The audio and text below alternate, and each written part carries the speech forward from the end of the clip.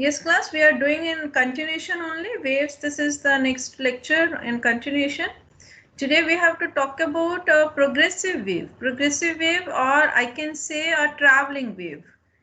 As the name is suggesting that your progressive wave means which is progressing. Like here, if I'm taking, this is my x-axis. Here, if I'm taking the time, or I may take the distance.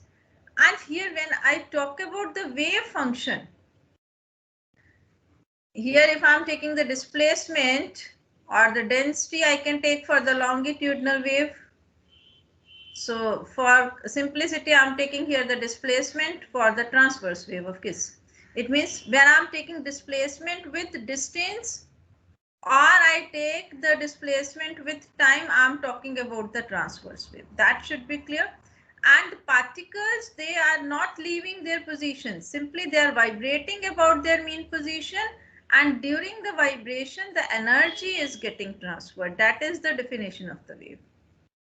Now, if I write the wave function is dependent upon two things, your distance and time. It means this displacement mine y, it is changing with the distance, it is changing with the time as well. So this is, you have to note that it is dependent upon two variables, and we will be dealing further in detail of this wave function, how we can check whether it is periodic, because we have said that the particles, they are having the harmonic motion. When I'm talking about the plane progressive harmonic wave, then of course I'm saying that particles of the medium, they are vibrating simple harmonically about their mean positions. Then this traveling wave, I can call it as the plane progressive wave. Traveling wave means it is traveling in a particular direction, and while traveling, if the particles, they are vibrating simple harmonically, which is actually the case. So this wave, which is the progressive wave, I may call it as the plane progressive wave. This point that it is known as plane progressive wave is to be noted, because the particles, they are vibrating simple harmonically about the mean position.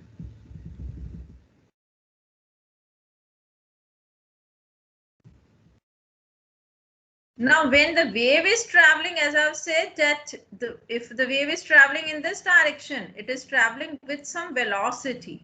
That velocity, we may call it as the wave velocity. So here we have to talk about two velocities. One is wave velocity, another is particle velocity, because particle is vibrating up and down, while wave is progressing in a particular direction.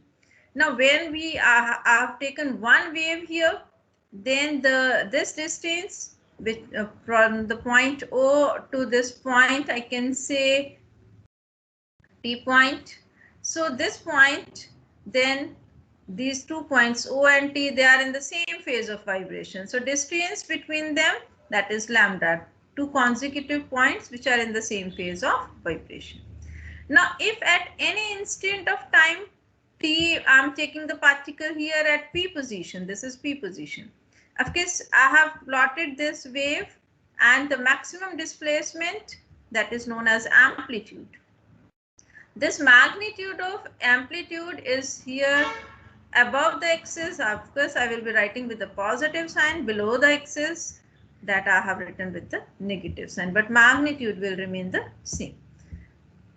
If I'm talking about, of course, the undamped, means that is not changing, not means your air resistance is not, or water resistance is not bringing the wave to rest. So at that means it is maintained, then only the amplitudes will remain the same. So knowledge of your oscillation chapter should be there with you. Now, if I'm taking the particle here initially at x equals to 0, this here I have taken the distance x, or I can take with the time also. With the time also, the wave is progressing. And this on the y-axis, it is displacement. So I'm talking about the transverse wave, displacement versus distance graph I have plotted, which is a sine graph.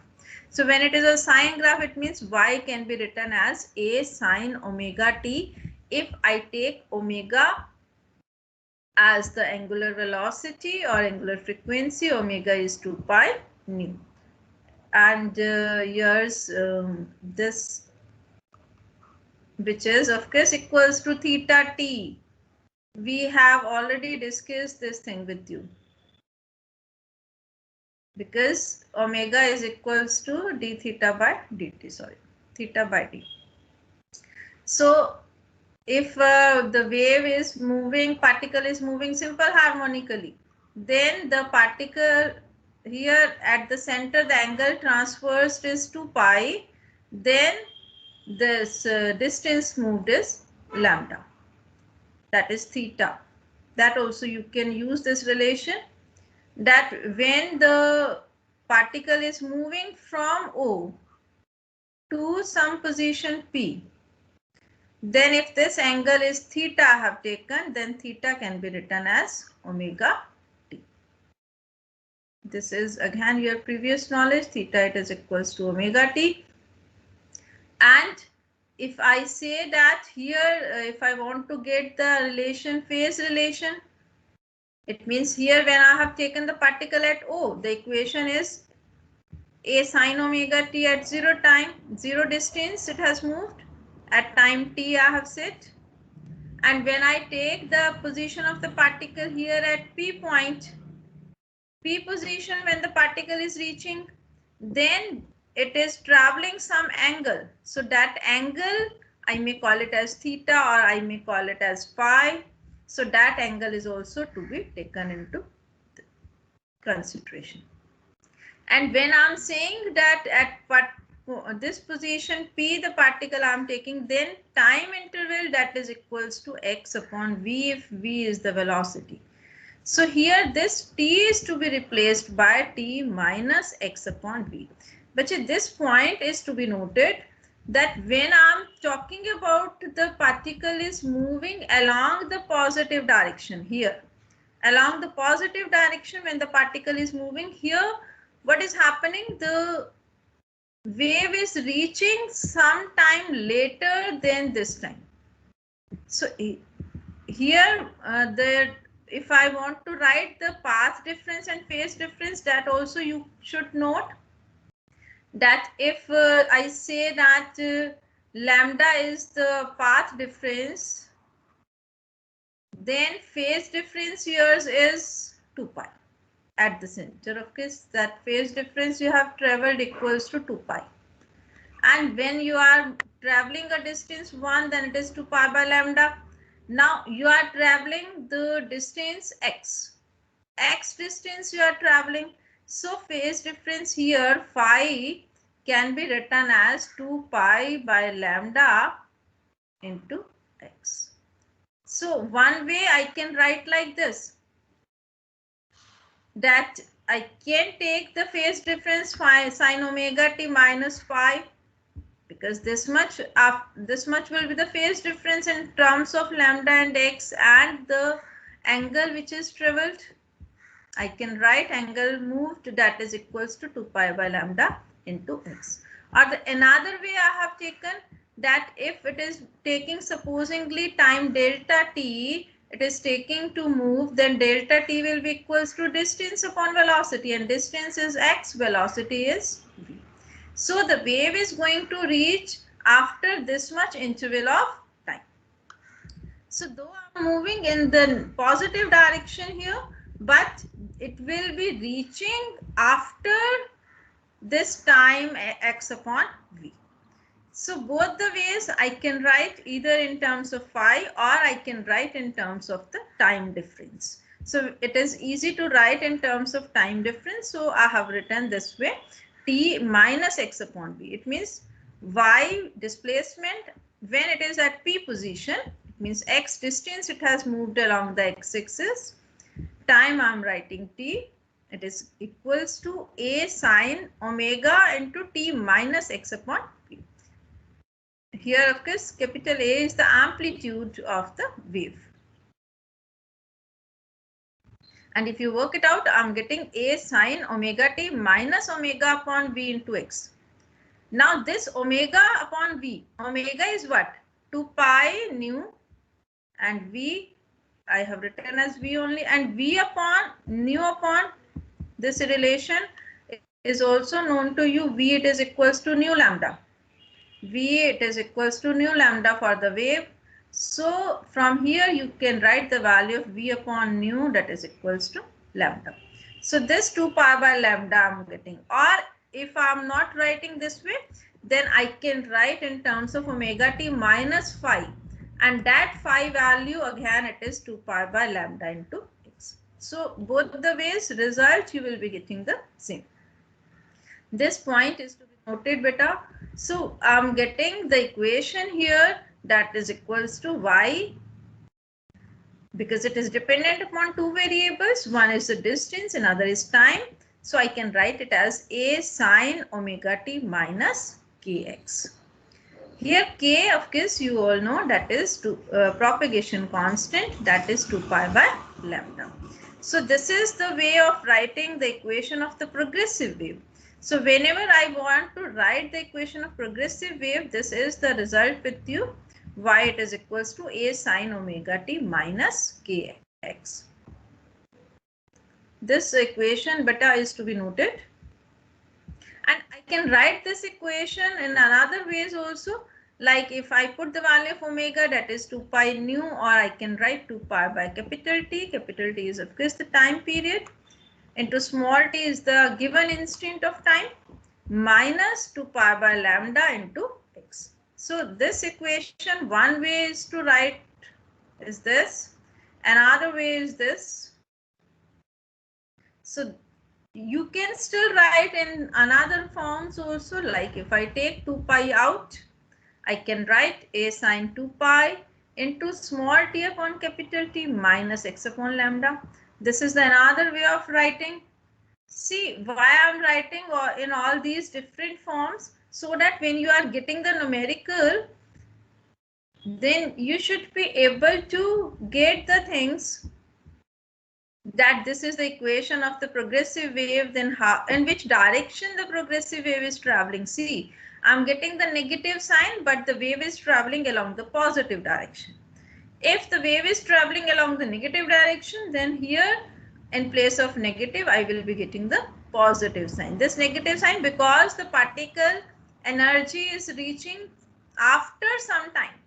So that time after some time, and if I'm moving on the left hand side, then it is before that. So with that you have to add, and on the positive side it is with the negative sign. So that point is also to be noted, because in numerical they may give you any equation, they may ask you what this equation is, if it is traveling wave, in which direction the wave is traveling. That you have to conclude by looking at the sign. If it is negative, it means it is traveling along the positive direction. If it is positive, then it is traveling along the negative direction. So that is also to be noted. Now this equation you are getting a sine 2 pi by capital T into small t minus x upon lambda into capital T. I can write this is 2 pi, capital T I have taken out. So I'm getting t minus x upon lambda into capital T. And this lambda upon t is the velocity. So I can write this by x upon v. So outside the bracket, it will remain the same 2 pi by capital T. Now, if supposingly it is initially not at O, or there is some initial phase phi naught, then that phi naught is also to be added into this equation. So most of the times we write the equation in terms of omega t and kx, and according to the given question we can change into the different forms. So but whenever you have to write the equation for the progressive wave, this is the standard equation with u is to be noted.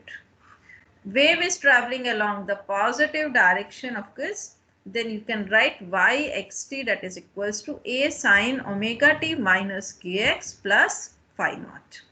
If phi naught is the initial phase, if there is initial phase is 0, then of course this will become equals to simply a sine omega t minus kx. And if the wave is traveling along the negative direction, as I've said earlier, this sign omega t and sign between the omega t and kx, this will become positive. Fine. So I'm getting the equation.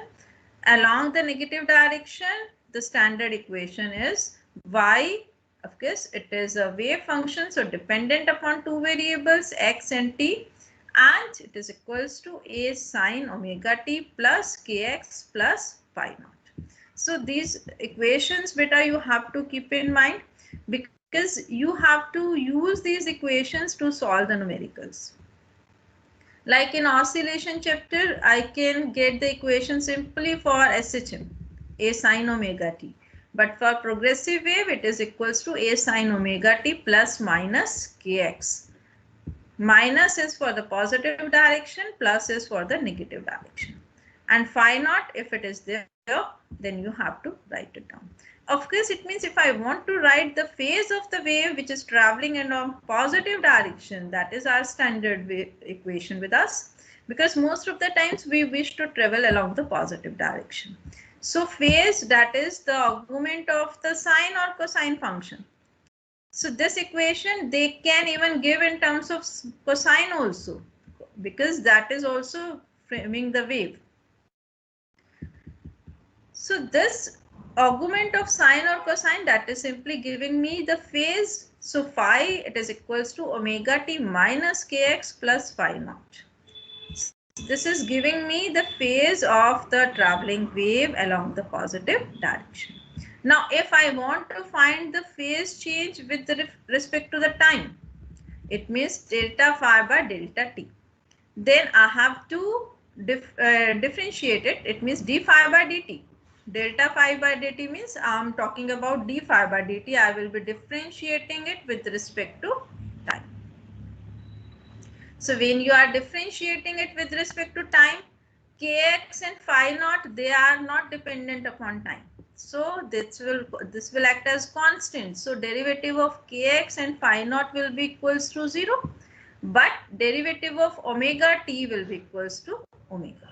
So this is the result with me, d phi by dt, or I can write delta phi by dt, that is equals to omega. Or I can write delta phi, that is equals to omega into delta t.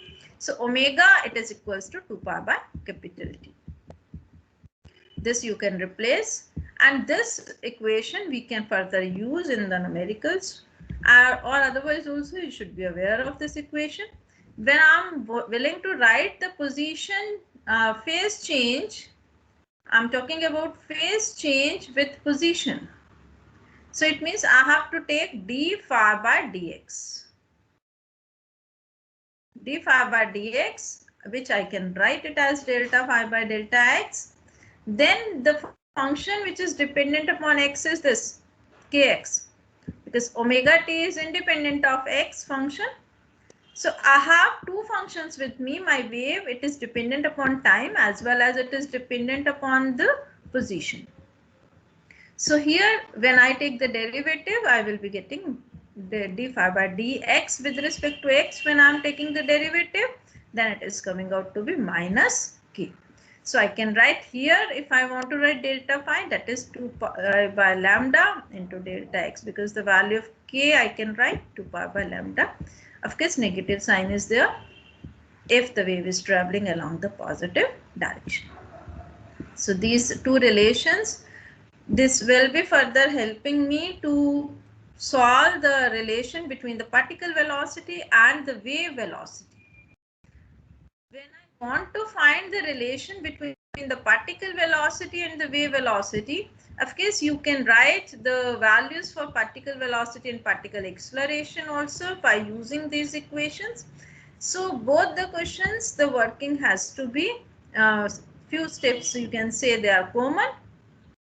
So if I'm writing the displacement of an harmonic wave which is traveling along positive x direction, and phi naught I have taken 0 simply for making my work easy.